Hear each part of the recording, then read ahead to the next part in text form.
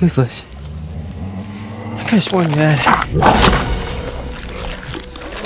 With the upcoming How to Train Your Dragon live-action film set to premiere in 2025, it looks like the beloved franchise is ready to expand into new territory. The original movie came out in 2010 and was loosely inspired by Cressida Cowell's children's books. It introduced audiences to Hiccup, an awkward young Viking who ended up forging an unlikely friendship with a Night Fury dragon named Toothless. That bond didn't just change the course of their lives, it pretty much defined the franchise. The first film earned critical praise and quickly snowballed into a full-blown trilogy, complete with TV spin-offs, games, and several short films. The new live-action version is scheduled for release on June 13, 2025, and it's a pretty big deal because this will be DreamWorks Animation's very first attempt at both a remake and a live-action movie. What's even more interesting is that there's already talk of a sequel to this remake before the first one even hits theaters. That definitely suggests DreamWorks is considering turning this live-action version into its own series, which could mean we'll be seeing a whole bunch of new How to Train Your Dragon content in the near future. Over the last decade, DreamWorks has turned Cowell's books into something of a phenomenon. The original How to Train Your Dragon movie pulled in a massive $494 million globally, and the sequel brought in even more, about $621 million. On top of those impressive box office numbers, both movies also received high praise from critics and audiences, which isn't always an easy feat. So it's no surprise DreamWorks is revisiting this world. The third film, How to Train Your Dragon: The Hidden World, wrapped up the trilogy and gave fans one last ride with Hiccup and Toothless. It picks up a year after the events of the second movie, with Hiccup having fully stepped into his role as the chief of Berg.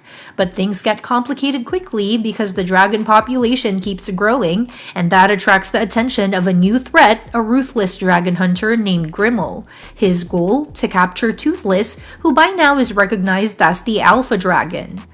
But while Hiccup is trying to lead his people and protect the dragons, Toothless has his eyes on something, or someone else entirely, a mysterious light fury he meets, which sets him off on a journey of his own. Now, this was always the plan. Director DeBlois has been vocal about wanting the trilogy to end with a third film.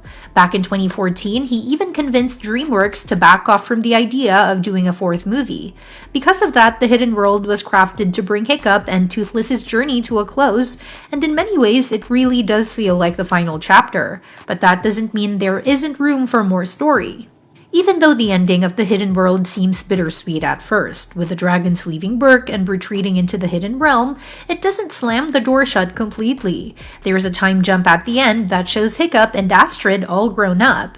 They're married, they've got kids, and they eventually head off to the edge of the Hidden World to visit Toothless, who's now living with a Light Fury and their baby dragons. That final reunion between the older versions of Hiccup and Toothless leaves just enough wiggle room for more adventures if DreamWorks ever wants to go down that road. Still, a fourth movie seems pretty unlikely right now. Even though fans would probably jump at the idea of How to Train Your Dragon 4, there hasn't been much movement on that front. DeBlois seems happy with how the trilogy ended, and he hasn't shown any real interest in coming back to continue the story. The time jump may have cracked the door open, but it also gave the characters a satisfying ending, so if a fourth movie did happen, it might feel unnecessary, like a tag-along to a story that had already wrapped up. Plus, if DeBlois isn't involved, DreamWorks would probably need to bring in a new creative team, which could change the tone or direction of the story. Right now, there's no official announcement, no production news, and definitely no release date. So for now, the chances of a fourth installment are looking slim. But let's imagine for a moment, what if they did make a fourth movie? When would it even come out?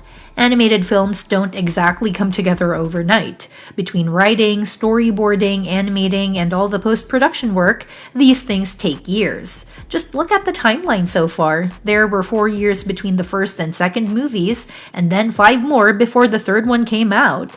If DreamWorks suddenly decided to greenlight a fourth film right now, we probably wouldn't see it until several years down the line, 2029 at the earliest.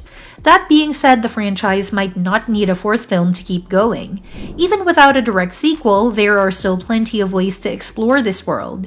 Between 2012 and 2018, DreamWorks ran Dragons, a TV series that aired on Cartoon Network before eventually moving to Netflix. It gave fans a closer look at life in Berk and followed the dragons and their riders through new adventures. Most of the original voice actors even came back for it, which helped the series feel connected to the movies. And apparently the idea of a fourth movie was floated around at one point. In an interview, composer John Powell mentioned a conversation that happened between DeBlois and Jeffrey Katzenberg, one of the higher-ups at DreamWorks. According to Powell, they all met up at Cannes, and Katzenberg casually suggested the idea of splitting the third movie into two parts, basically turning the trilogy into a four-film saga. It caught both DeBlois and Powell off guard, especially since they'd always been told it was going to be a three-part story. Powell joked that DeBlois had a few drinks in him at the time, which might explain why the suggestion came as such a surprise.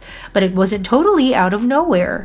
After all, a bunch of other major franchises like Harry Potter, Twilight, The Hunger Games, and Divergent used that same exact strategy.